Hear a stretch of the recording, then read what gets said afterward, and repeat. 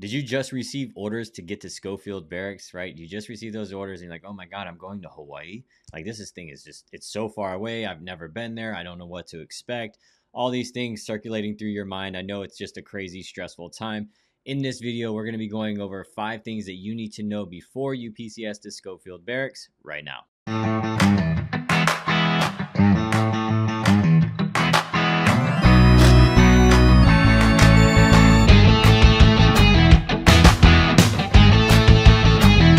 What's going on? Welcome to the Living in Hawaii channel. If you're new here, this channel is all about what it's like to live in Hawaii, what it's like to eat, sleep, play, breathe, what it's like to walk the streets, everything, all that and more.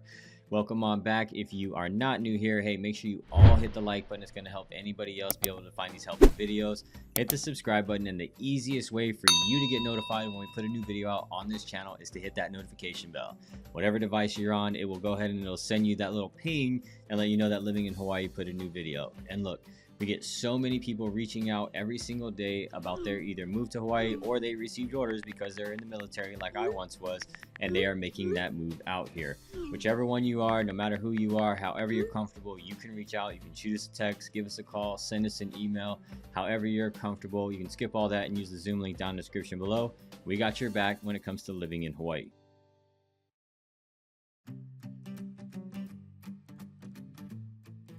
So if you're new to this channel, like we said, we like to always identify what we are talking about. Yes, you can easily Google this and look at it on a map, but I like to give more context than just that. So we're going to identify where Schofield Barracks is before we get into more details. So where is Schofield Barracks on Oahu?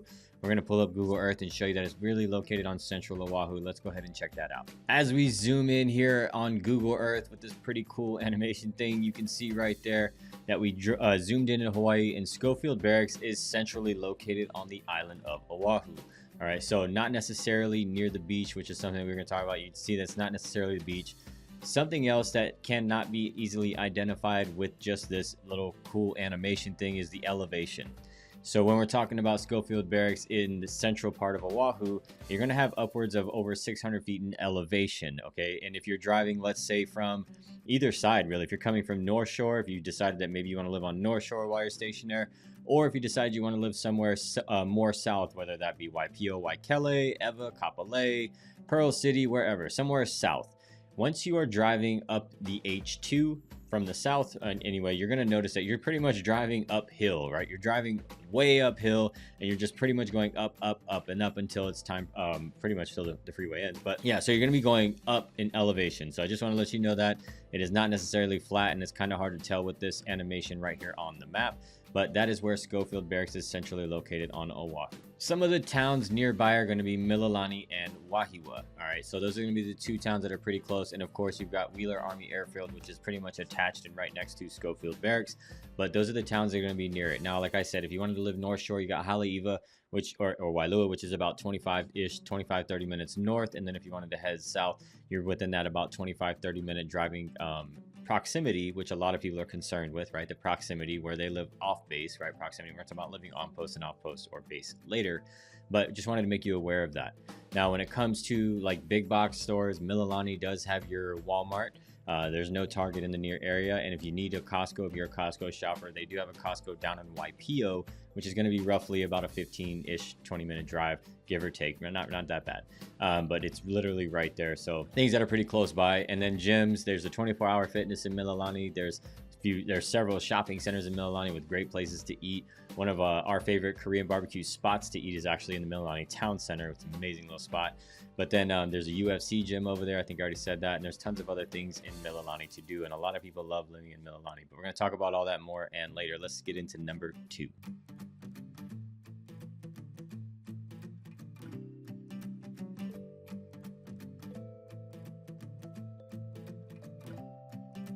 Number 2 on our list is, what is Schofield Barracks known for? So Schofield Barracks is known for the 25th ID, 25th Infantry Division.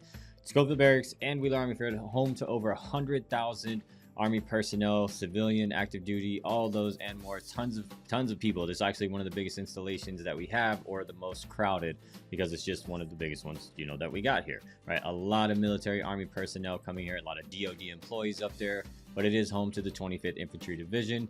And if you are wondering what patch you might have to wear, let's go ahead and show you. Here is the 25th ID patch. So if you see some people with this patch on, hey, this is where they got it from. All right, this is their unit or their ID. I'm sorry, not unit. We know what specifically the unit is, but this is the home of the 25th ID, and here's that patch for you. And just so you know that they do have medical clinics that can provide, from what it says anyway on mybase.com, over 50% of the healthcare provided on Schofield. But there are some things that you may not be able to get provided healthcare for on Schofield, and you may end up finding yourself having to go to Tripler Army Medical Center, which is the big pink hospital on the hill over there towards Red Hill area. So just want to make you aware of that. Let's dive into the next topic.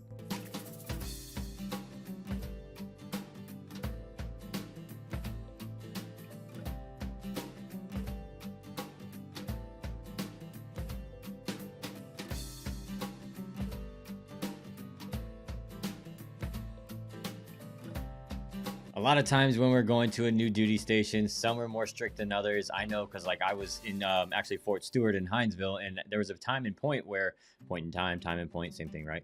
But anyway, there was a time where it's like, hey, pretty much no civilians could get on. And then it seemed like there was another time where it was like anybody could get on base.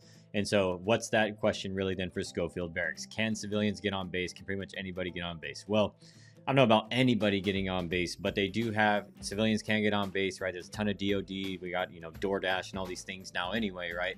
But basically what I'm getting down to is, yes, you can, but if you do not have the military ID to get on post, then you will have to go into like the visitor side or the visitor center where, Marine Corps Base Hawaii has it, Pearl Harbor Hickam has it, Schofield has it. If you do not have a military ID, they're going to ask you to go over there, and they're going to basically ask you for your license, your registration, your insurance, and verify that it is all good and legal, and then they will most likely let you enter post, barring you do anything wild or weird. But there are several gates. Let's go ahead and talk about the gates and where they're at and the times that they're open. All right, so right here on SchofieldBarracksHousing.com/gates, you can see that it has Schofield Barracks Hawaii gate hours, map, and status. So there are 4 gates going around. You can see that it says Schofield Barracks has 4 access points. The main gate is the Lyman Gate. All right, that is going to be open 24 hours. And then you're going to have, it's the one that's centrally located along Kunia Road. You got Foot Gate, which are hours from 05 to 2100, 7 days a week. The Macomb Gate is open twice a day, Monday through Friday, right? In and out. And then you got these very, very specific hours. You got the McNair Gate is open 24 hours to inbound traffic, but closes to outbound traffic Monday through Friday from 05 to 6:30.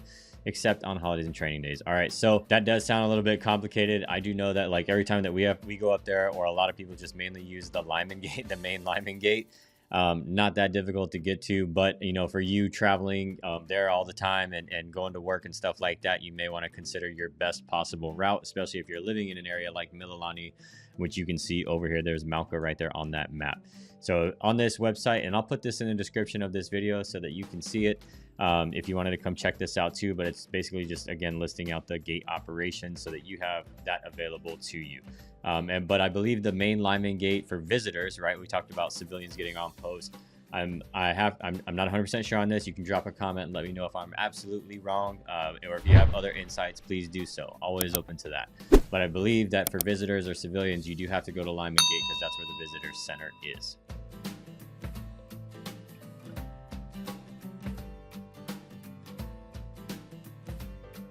From the time that you land here on the ground, there's already things for you to do. All right, so getting into our next one of what to do when you first arrive here in the islands or on the island of Oahu, you're going to go right to baggage claim 19. Now, your bag's going to be coming out of baggage claim 19? Not necessarily, no. What there is over there is a little kiosk for you, and somebody will be over there, whether it's in the specialist or NCO, somebody will be over there, and regardless of your rank, all right, regardless of that, you're going to want to report here to baggage claim 19. You'll see somebody standing there, you should at least, and what they're going to have is basically in processing instructions for you, okay? So you're definitely going to want to get these in processing instructions.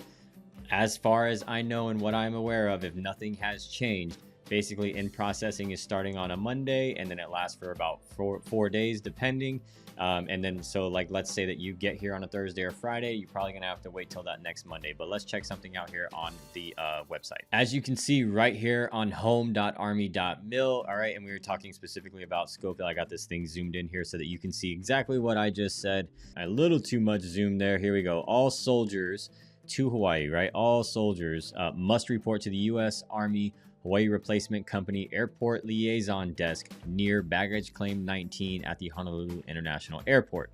Soldiers should have a copy of their orders bringing them to Hawaii, leave form, personally owned vehicle shipment form, and flight itinerary, which lists all dependents. All right. And then you can go to replacement company's webpage and get more information there. So again, regardless of your rank, you're going to want to report there to that little kiosk, right? And you can get your in processing information. And hey, if things have updated, jump back in here on this video and just leave a comment and let me know that they have updated. And then you can even send me an email if you want to send me the new in processing sheet so that we can make sure everybody has that and they know what they're getting into as far as the in processing process goes. That was a mouthful.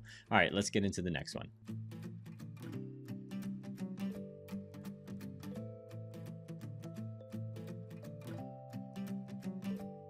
Number 5 on our list is coming to talk about living on base versus off base. Now, I know a lot of us that are eligible for BAH juggle with this decision constantly, okay?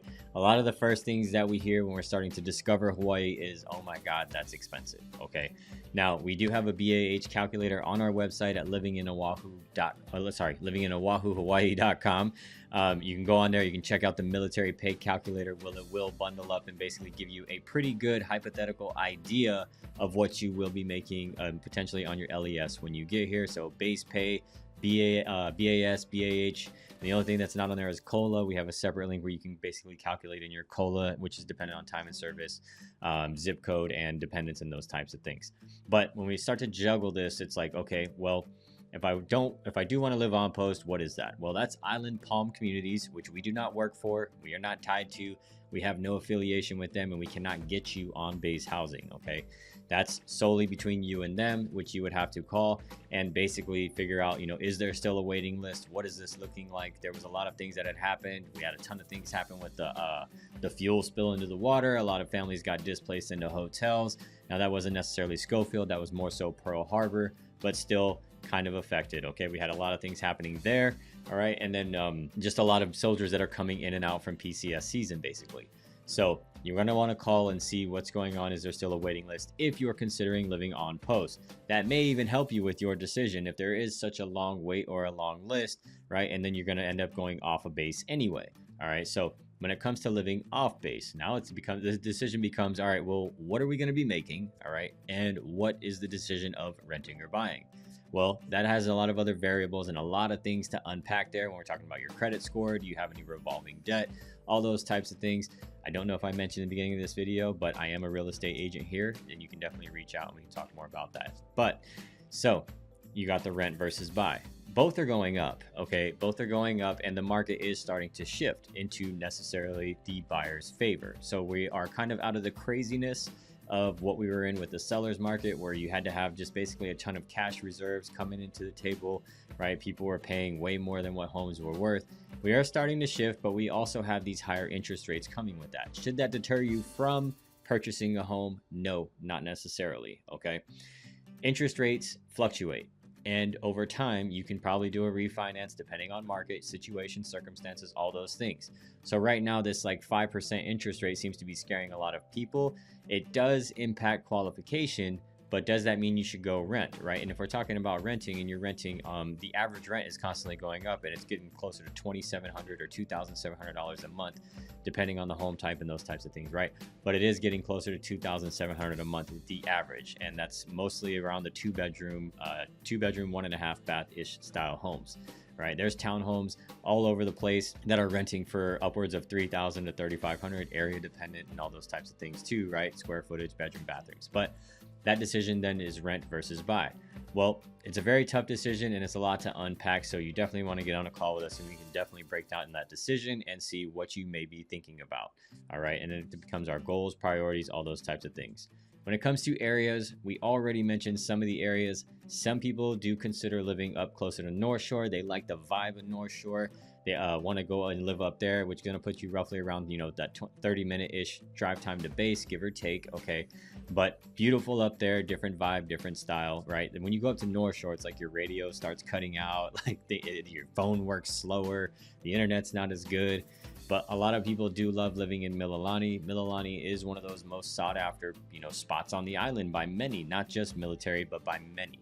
Okay, we have tons of other content and videos on this channel that break down Mililani, and you can learn everything that you need to know about Mililani. We even have a vlog tour taking you around Mililani, Ewa, Kapolei, right? Showing you what these communities look like so that you can see those. Those are going to pop up for you on your screen after this video, and you can go click them and figure out which one that you are starting to like more and more and more, and which one may be the best fit for your lifestyle, which we can also talk about on our Zoom. Okay, so it's a lot to unpack, right? And it's really, about you, your goals, priorities, and what is your family's looking to accomplish. Or maybe just like, I don't want to deal with any of that, right? I just want to go live on base. Well, if they have a wait, then you might not have much of a choice, but a lot to unpack there. And like we said, so you can definitely schedule that call. We talk to so many people that just are deciding to live off base, and then it becomes, should we rent? Because we've never even lived in Hawaii before. We've never been here, not even for a vacation, which is totally fine. We get that. Some people want to rent for 3 or 6 months, sometimes a year, to get their feet wet, figure out if they do and want to end up purchasing or not. Oftentimes they end up renting, and then they realize how much money that they put for that the government gave, right? The BAH, and then instead of giving it back to the government, I know it's not giving back, I know it's a different company, but they ended up giving it to somebody else and paying somebody else's mortgage and putting money in somebody else's pocket, which then they end up wanting to buy and build equity for themselves and their family as a long-term play. We can talk more about that. But yeah, lots to unpack there when it comes to living on base and off base.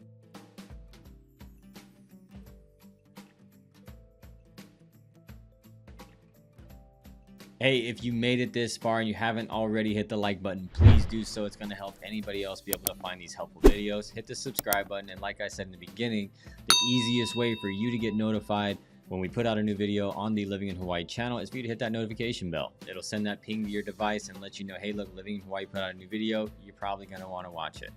Like we also said in the beginning, we get tons of people reaching out, definitely military as well. I am a veteran, right? A lot of our team is veterans, and you can reach out, and spouses, and you can reach out, and we can definitely get on a call, and you can do that by shooting us a text, sending us an email, sliding my DMs, skipping all that and using the Zoom link down in the description below. However you're comfortable, we got your back when it comes to PCSing to Schofield Barracks and any other military base in Hawaii for that matter. And like I said, we've got these vlog tours that are going to start popping up for you right now.